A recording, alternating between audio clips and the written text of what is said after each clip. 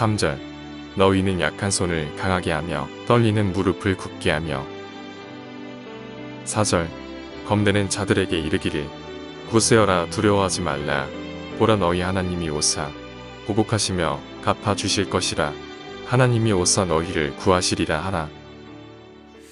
약한 손을 강하게 떨리는 무릎을 굳게라는 제목으로 하나님의 말씀을 전하도록 하겠습니다. 우리 가운데 있는 그 두려움은 하나님이 보이지 아니할 때 나타나는 증상들입니다. 우리 하나님이 보이기 시작하면 두려움은 자연스럽게 사라지는 것입니다. 하나님의 말씀을 견고히 붙잡고 우리 하나님을 경험하는 삶들을 살아가게 될 때 이 두려움은 사라지게 되는 것입니다. 빛이 임하게 되면 어두움이 물러가는 것처럼 하나님이 우리와 함께 계심을, 하나님의 영광과 임재를 우리가 경험하게 될 때 이 두려움은 사라지게 되는 것입니다. 그러나 우리가 하나님의 말씀, 또 우리 하나님께 집중하지 않는 그런 삶들을 살아가게 될 때는 여전히 우리 삶 가운데 두려움이 남아있을 수밖에 없는 것이고, 우리가 두려움 가운데 그 두려움에 지배를 받으며 살아갈 수밖에 없는 것입니다. 성도 여러분, 우리 인생 가운데 있는 문제가 아닙니다. 여러 가지 그런 시련과 환란이 문제가 되지 않습니다. 우리 하나님은 우리가 경험하는 그 환란과 시련을 반드시 이길 수 있는 힘을 주십니다. 때로는 그것을 이길 수 없으면 피할 길을 주십니다. 능히 이길 수 있는데 우리가 버텨내지 못하면 우리 하나님께 지혜를 구하고 하나님께 도움을 구하면 우리 하나님께서 넉넉히 이길 힘을 우리에게 공급하시는 분이십니다. 그래서 이 염려할 때, 이 근심할 때 우리 하나님께 맡기는 것이 중요한 것입니다. 우리가 넘어지는 가장 큰 이유는 바로 그 두려움 가운데 거하고 있기 때문입니다. 이 두려움의 문제 우리 하나님께 맡기고 생명의 말씀을 견고히 붙잡음으로 이 두려움을 떨쳐버리시고 우리 하나님께 간절히 기도하되 이 두려움과 염려가 사라질 때까지 하나님께 기도함으로 통해서 하나님이 주시는 은혜와 평강만을 가지고 살아가는 저와 성도 여러분 모두가 되시기를 주의 이름으로 축복합니다. 오늘 말씀을 보시게 되면 이 아수르의 그 범람하는 것이 예사롭지 않습니다. 북이스라엘은 BC 722년에 이 아수르에 의해서 멸망을 당하고 이 남쪽 유다도 계속된 이 아수르의 그런 침략이 있게 됩니다. 그러니까 이스라엘 백성들, 특별히 이 남쪽 유다에 있는 사람들은 이 아수르가 두려움의 대상이 될 수밖에 없었던 것입니다. 그래서 이 손을 늘어뜨리고 맥이 빠진 상태에 거할 수밖에 없었던 것이고 떨리는 무릎으로 사시나무 떨듯이 아수르만 생각하면 오금이 저리고 그럴 수밖에 없었던 것이죠. 그럴 때 이사야 선지자가 그런 두려움 가운데 계속해서 머물러 있지 말라고 말씀하고 있습니다. 약한 손을 강하게 하고 떨리는 무릎을 굳게 하라고 말씀을 하고 있는 것이죠. 3절과 4절에 있는 말씀을 보시겠습니다. 너희는 약한 손을 강하게 하며 떨리는 무릎을 굳게 하며 겁내는 자들에게 이르기를 굳세어라 두려워하지 말라 보라 너희 하나님이 오사 보복하시며 갚아주실 것이라 하나님이 오사 너희를 구하시리라 하라. 우리의 약한 손을 강하게 하라. 손을 늘어뜨리고 있지 말라는 것입니다. 우리 하나님께 기도하는 손으로 만드시기 바랍니다. 떨리는 무릎으로 언제 넘어질지 모르는 그런 상태에 머물러 있으면서 오는 그런 두려움을 온몸으로 받아내지 말라는 것입니다. 오히려 무릎을 강하게 해서 하나님 앞에 무릎을 꿇고 기도하여서 그 어려움과 이 두려움들을 우리가 이겨내야 된다고 하는 것이고 우리는요 우리 자신만 바로 세우는 것이 되어서는 안 되는 것이죠. 내 안에 있는 그런 두려움들과 염려만 사라지면 끝나는 것이 아니라 내 옆에 있는 지체들을 세워야 될 책임이 있는 것입니다. 굳세어라 두려워하지 말라 보라 너희 하나님이 오사 보복하시며 갚아주실 것이라 하나님이 오사 너희를 구하시리라 하라. 내 옆에 있는 지체들 그렇게 맥 풀린 맥 빠진 손으로 손을 늘어뜨리고 있고 무릎이 흔들려서 제대로 서 있지 못한 그 영혼들을 세워야 될 책임이 바로 저와 우리 성도 여러분들 가운데 있는 것입니다. 따라서 우리 가운데 있는 그런 염려와 근심의 문제를 우리가 해결해야지 그 문제 가운데 있는 자들을 일으켜 세울 수 있는 것이 아니겠습니까? 모든 염려, 근심 우리 주님께 맡기고 주님이 주시는 은혜와 평강을 먼저 충분히 받아 누리고 연약한 자를 일으켜 세우는 귀한 역할을 감당하시는 저와 성도 여러분들이 되시기 바랍니다. 우리가 이렇게 하나님을 향하여 우리 하나님을 바라보고 하나님을 집중하고 우리가 모든 염려 근심을 우리 하나님께 맡길 수 있기 위해서는 하나님의 말씀을 우리가 붙잡아야 되는데, 오늘 말씀은 어떤 말씀을 붙잡으라고 권면하고 있냐면, 우리 하나님께서 우리 원수들을 향하여서 보복하시고, 또 우리 모든 우리가 당한 그런 아픔들과 그 환난들을 갚아주시고 또 싸매주실 그 하나님, 그리고 다시 오사 우리를 구원하실 하나님을 바라보라는 것입니다. 내 인생은 다른 사람들과 비교해서 너무나 힘들고 고되다. 다른 사람들은 평안한 것 같은데 나만 힘든 것 같고 나만 고되다라고 그렇게 생각되어지는 성도 여러분들도 계실 것입니다. 다른 사람들이 누리는 그런 일상의 그 삶 속에서 좀 염려하지 않고 걱정하지 않고 살고 싶은데 그러지 못하다고 해서 힘들어하시는 분들도 계실 것입니다. 그런데 오늘 말씀을 통해서 우리에게 말씀해 주고 있습니다. 우리 하나님께서 갚아 주실 것이다. 그리고 우리 하나님께서 구원하실 것이다. 이 약속의 말씀을 견고히 붙잡고 우리 하나님 바라보고 살아가시는, 그래서 우리 하나님께서 반드시 내 아픔과 내 어려움들을 갚아주실 것을 기대하는 믿음을 가지고 살아가시는 저와 성도 여러분 되시기 바랍니다. 성도들이 가져야 될 것이 그런 것 아니겠습니까? 눈에 보이는 거 바라보면서 그것이 얻어져서 기쁘고 즐거워하는 것, 그건 세상 사람들도 하는 것이죠. 우리는 보이지 않는 하나님께서 주신 약속의 말씀이 있는데 그 약속의 말씀을 지금 당장 나에게 이루어지지 않는다 할지라도 우리 하나님께서는 좋으신 분이셔, 선한 목자가 되신 분이셔, 반드시 나에게 좋은 것을 주실 거야. 이게 믿음 말 아닙니까? 성도가 살아가는 것은 이런 믿음을 가지고 살아가는 것입니다. 지금 당장 이루어지지 않은 일을 알지라도 약속하신 말씀대로 반드시 이루어질 것을 믿는 그 믿음을 가지고 살아가시는 저와 성도 여러분 되시기 바랍니다. 그렇다면 우리 하나님께서 우리에게 무엇을 약속하셨는가?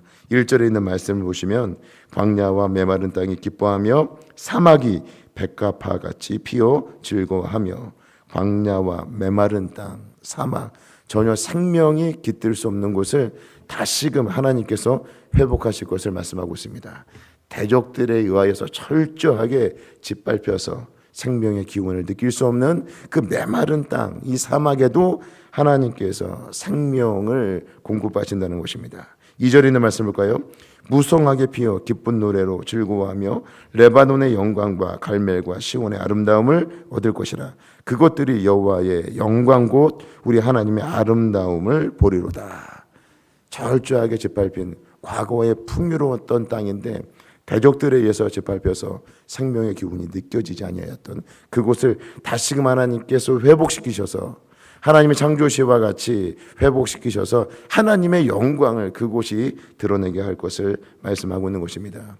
대적들에게는 준엄한 심판이 있지만 하나님의 자녀들에게는 놀라운 회복이 있을 것을 말씀하고 있는 것입니다. 5절 6절에 있는 말씀을 또 보시겠습니다.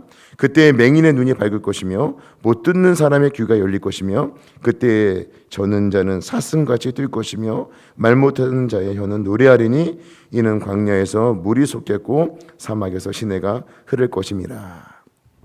예수님을 통해서 성취된 부분이 많이 있죠.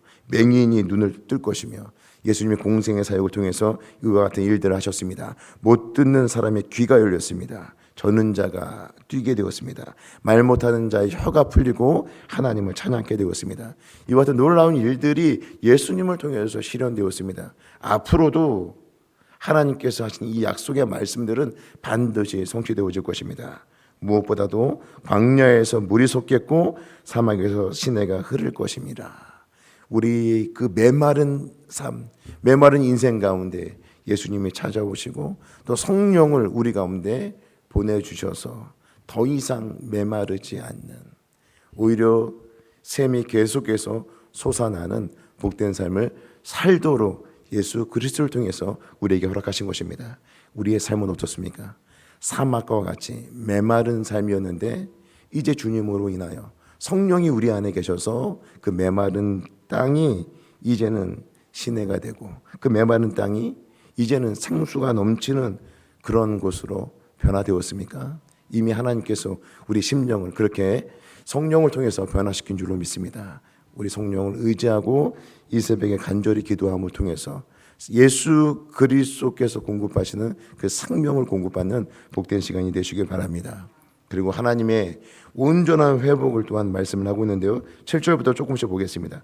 뜨거운 사막이 변하여 모치 될 것이며 메마른 땅이 변하여 원천이 될 것이며, 또 8절을 보면 거기에 대로가 있어 그 길을 거룩한 길이라 구속함을 입은 자들 위하여 있게 될 것이라. 또 9절에 오직 구속함을 받은 자만 그리로 행할 것이며, 아무나 갈 수 있는 것이 아니에요.